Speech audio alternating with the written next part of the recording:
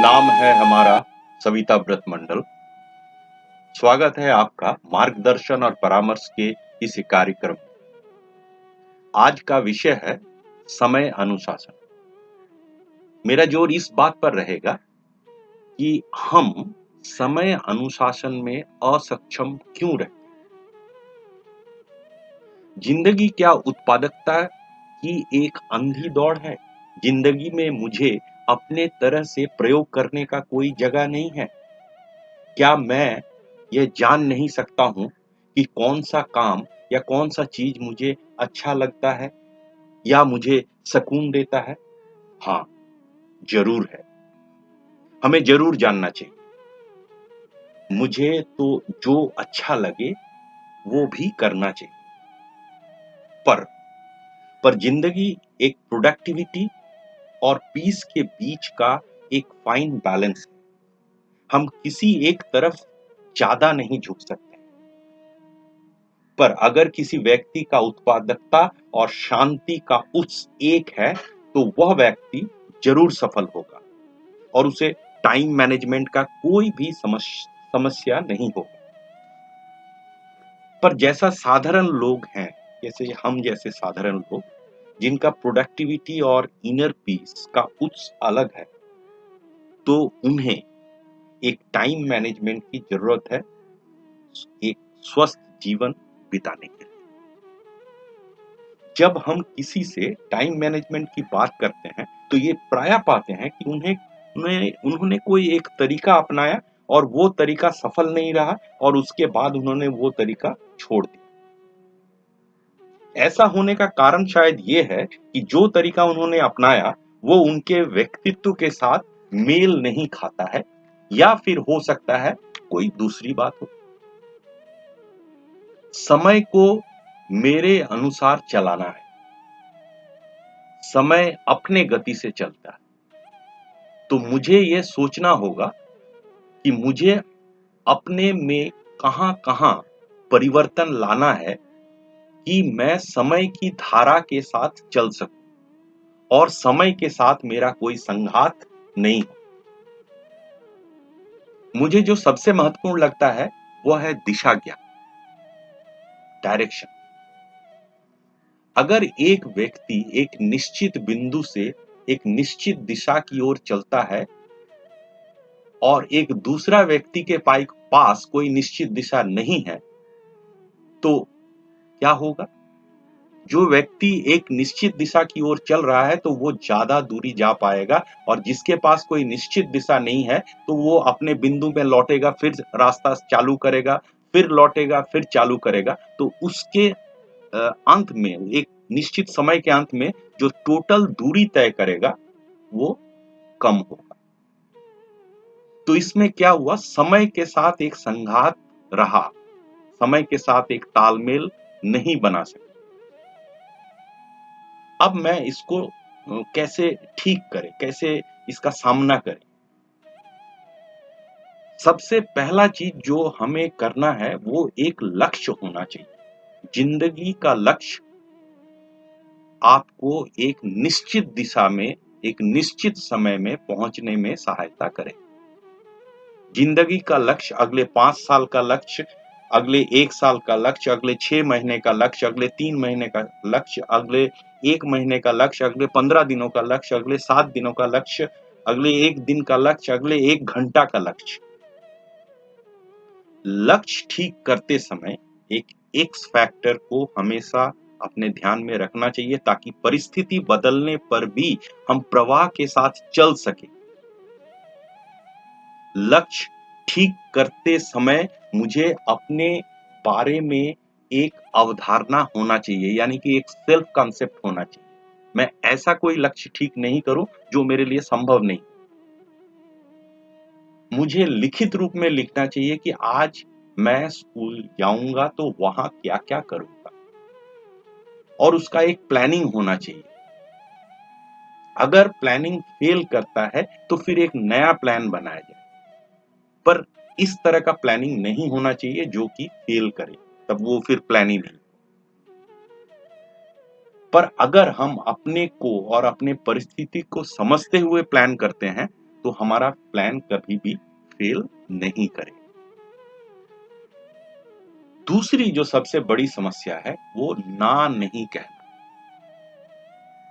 हम सब ये वही करते हैं जो हमारा मन या अवचेतन मन में है। मन भागता है क्योंकि अवचेतन मन ने उसे छूट दे रखी है। अवचेतन मन में अगर एक सपना हो तो मन उसके पकड़ में रहेगा। तो मैं अपने आप से बहुत सारे चीजों में ना बोल पाऊँ, और जब मैं अपने आप को ना बोल पाऊंगा तो फिर बाहर के लोगों को ऑटोमेटिकली ना बोल पाऊँ।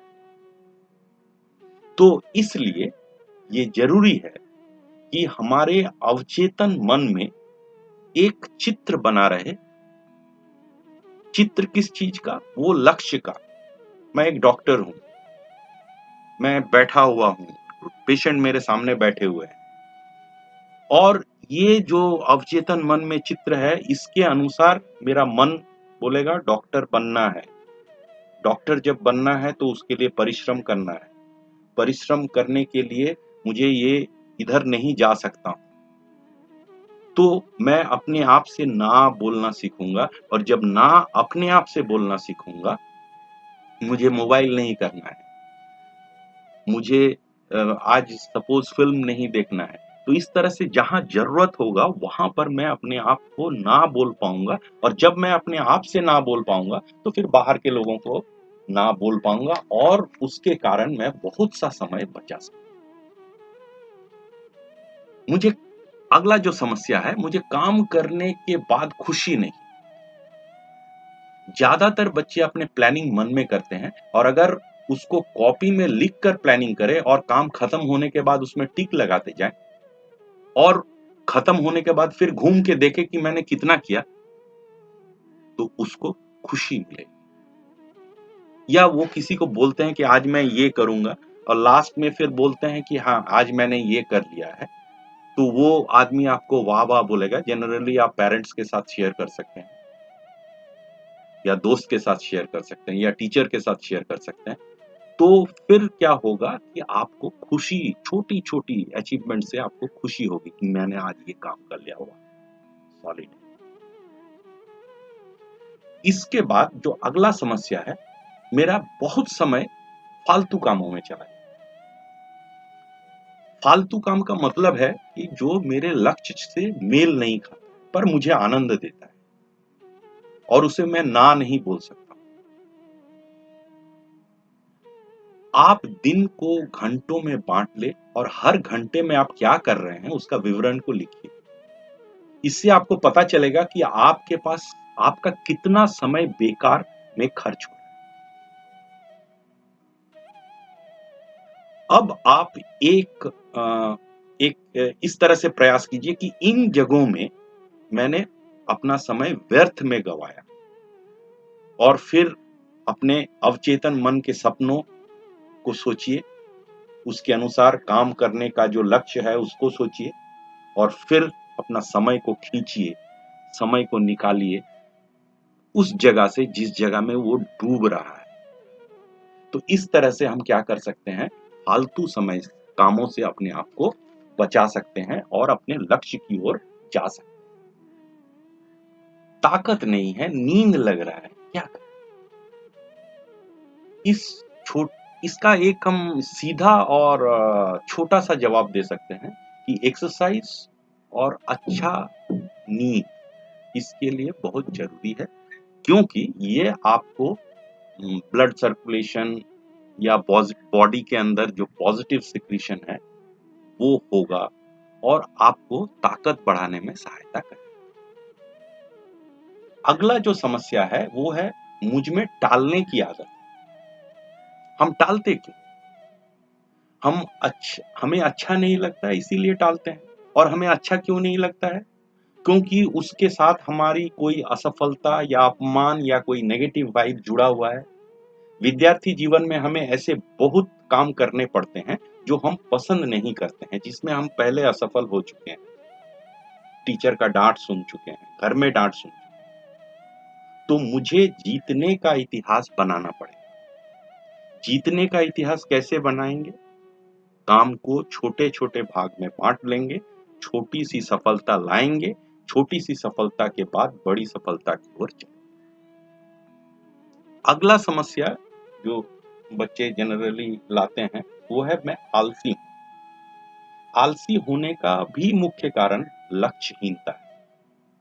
जब हम लक्ष्यहीन होंगे, तो हमारे अंदर मोटिवेशन नहीं आएगा। मोटिवेशन हमको उठाता है और करवाता है। तो फिर करना क्या है? अपनी ताकत को समझना है और उसके अनुसार लक्ष्य ठीक करना। इसके बाद और एक चीज हम देखते हैं कुछ बच्चों में कि मुझे ये भी करना है, मुझे वो भी करना है, बहुत सारा चीज करना है।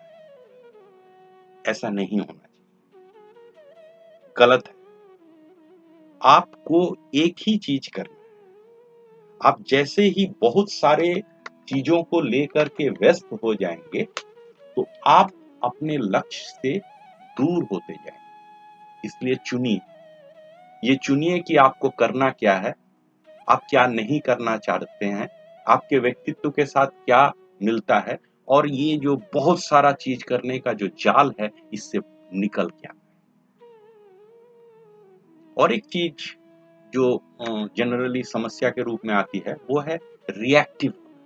हमेशा रिएक्टिव, कुछ भी चीज सामने आ रहा है उसके प्रति आकर्षित हो जाना। ये इसमें भी हमारा काफी समय चला जाता है। हमारे चारों तरफ बहुत सारे डिस्ट्रैक्टर होंगे जो हमको आकर्षित करेंगे। उसमें स्टिमुलस होगा जो मुझे किसी तरह से अट्रैक्ट कर रहा होगा। वो स्टिमुलस दोस्त के साथ घूमने जाना हो सकता है, किसी तरह से, बहुत तरह से हो सकता है।